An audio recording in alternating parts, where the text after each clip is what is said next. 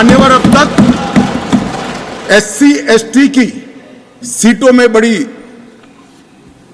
विसंगतताएं भी थी और जो दिग्विजय की कहते थे संवेदनशील अप्रोच होना चाहिए, संवेदनशीलता होनी चाहिए। SC/ST के प्रति संवेदना से ही ये निर्णय हुआ है।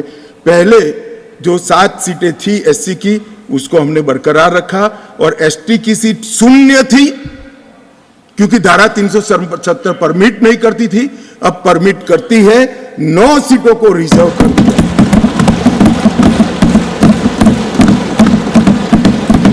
अरे जो कह रहे थे हमारे डॉक्टर साहब कि गुर्जर बकरवालों ने इस देश को बचाया है, मैं सदन में इस देश के गृह मंत्री के नाते कहना चाहता हूं मान्यवर, कभी भी युद्ध हुआ, कभी भी आतंकवादियों ने पैंतरे रचे, मेरे गुर्जर बकरवाल भाइयों ने भारत के तिरंगे को ऊंचा रखा और आज सालों के बाद आज उनको न्याय मिलने जा रहा है। इसका कम से कम मुझे तो बहुत संतोष है। किसी को संवेदनशीलता दिखे या न दिखे, 75 साल तक उनका अधिकार जो भारत के संविधान ने दिया था, कौन रोक कर बैठा था उसको? कौन रोक कर बैठा था? क्या कोई जवाब दे सकता है? जम्मू कश्मीर के ST भाइयों के अधिकारों को कौन रोक कर? ये 3 परिवार रोक कर बैठे थे मान्यवर, जो 370 को एंजॉय कर मान्यवर। और इसके अलावे भी ओपन सीट में भी वो लड़ सकते हैं। माननीय दिग्विजय सिंह ने कहा, माननीय सदस्य ने कहा कि भाई इसमें स्पष्टता नहीं है, इनको कितनी मिलेगी, इनको कितनी मिलेगी। मैं फॉर इंफॉर्मेशन दिग्विजय सिंह को कहना चाहता हूं, ये इन प्रिंसिपल बिल है। ट्राइबल डिपार्टमेंट और OBC डिपार्टमेंट से अलग से इसके बिल आएंगे, जिसमें इसके रिजर्वेशन की सीटों की और चिन्हित करने की व्यवस्था होगी। वो एक अलग प्रक्रिया है, मगर ये स्पष्टता से कर देते हैं। मैं दिग्विजय सिंह को बहुत अच्छे तरीके से जानता हूँ सर। जब भी वो हंसकर बोलते हैं तब बहुत समाज के अंदर डिस्टर्बेंस होता है। बड़ा रिकॉर्ड है उनका, मैं रिकॉर्ड को जानता हूं। आज भी हंसकर बोले, मैंने बोला क्या निहितार्थ थे, फिर मैंने ध्यान से उनकी चीज को याद कर सोचा तो मुझे मालूम पड़ा कि इन्होंने कहा कि भाई किसी का छीनकर तो नहीं लगू। ये गुर्जर और बकरवाल को लड़ाना चाहते हैं, गुर्जर और बकरवाल को लड़ाना चाहते हैं। मैं आज फिर से कह देता हूं मान्यवर, बैठ जाइए दिग्विजय जी, अब हो गया, लोग समझ चुके हैं आपको, बैठ जाइए। मान्यवर he is not yielding, he is not yielding, he is not yielding. Go ahead, Honorable Home Minister.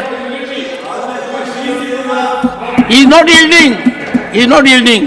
मान्यवर, मैं स्पष्टता करना चाहता हूं, गुर्जर भाइयों की एक भी सीट लिए बगैर बड़े संवेदनशीलता से बकरवाल भाइयों को दिया जाए, हमें कोई आपत्ति। गुर्जरों को जो फायदा मिला है उसमें कोई बदलाव नहीं होगा। ट्राइबल के सारे फायदे एजुकेशन में और बाकी सारे नौकरियों के रिजर्वेशन में जितने भी फायदे गुर्जर भाइयों को मिल रहे हैं, पहाड़ियों को मिल रहे हैं, वो पहाड़ियों को जो भी मिलेगा वो उसके अलावे मिलेगा। एक भी नौकरी ना खत्म होगी, ना एक भी शिक्षा की सीट खत्म होगी। पूरा का पूरा अधिकार आपका भी रहेगा, उनका भी। मान्यवर, एक बहुत बड़ी चर्चा चली कि जवाहरलाल नेहरू जी का कश्मीर के लिए कंडक्ट और इस पर हमारा नजरिया थोड़ा तंग है। जहां तक तंग नजरिए का सवाल है साहब, देश की एक भी इंच जमीन का सवाल है, हमारा नजरिया तंग रहेगा, हम दिल बड़ा नहीं कर सकते। किसी को अधिकार नहीं है अपने बड़े हृदय को दिखाने के लिए देश का एक भूभाग देश से चला जाए और मूक दर्शक बनकर खड़े रह जाए, किसी को अधिकार नहीं। मैं आज फिर से कहता हूं, ये आरोप से मैं सहमत हूं। हमारा नजरिया तंग है, देश की एक इंच जमीन भी जाती है तो इसके लिए भारतीय जनता पार्टी का हर कार्यकर्ता सर्वोच्चता से संघर्ष करेगा, लड़ाई करेगा और लड़ेगा। हमें कोई इसमें शर्म की बात नहीं। मान्यवर, मैं कुछ बातें कहना चाहता हूं। बहुत कुछ कहा है, अभी कहा गया नेहरू के कारण कश्मीर यहां है, नेहरू जी के न होते तो शायद ये बिल ही नहीं आता और कश्मीर होता ही नहीं, इस तरह से कहा। मैं आज कहना चाहता हूं कि जो आजादी के बाद भारत की रचना को जानते हैं उनको मालूम होगा हैदराबाद में इससे भी बड़ा प्रॉब्लम हुआ था। क्या जवाहरलाल जी गए थे क्या?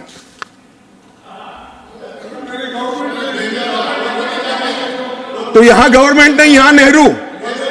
क्या कर रहे हो खड़गे जी? अभी भी वापस आओ।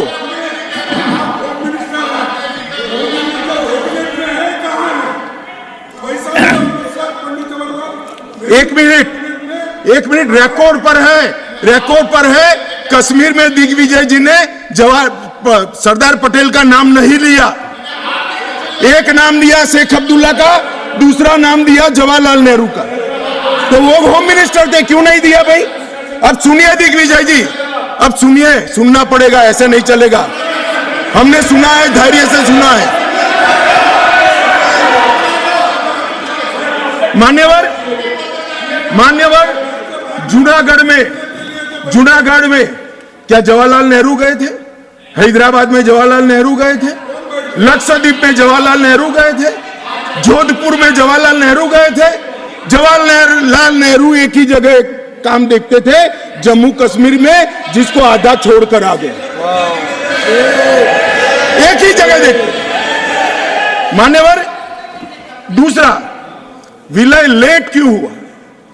सारे लोग जानते हैं साहब, इतिहास को 1000 फुट नीचे दफन कर दो, वो ऐसा बीज है जो वटवृक्ष बनकर सच्चाई बाहर आ जाती है। सब जानते हैं कि हमारा विलय इसलिए लेट हुआ कि महाराजा पर किसी एक व्यक्ति को विशेष स्थान देने का आग्रह था, शेख अब्दुल्ला को विशेष स्थान देने का आग्रह था। इसके कारण विलय लेट हुआ और पाकिस्तान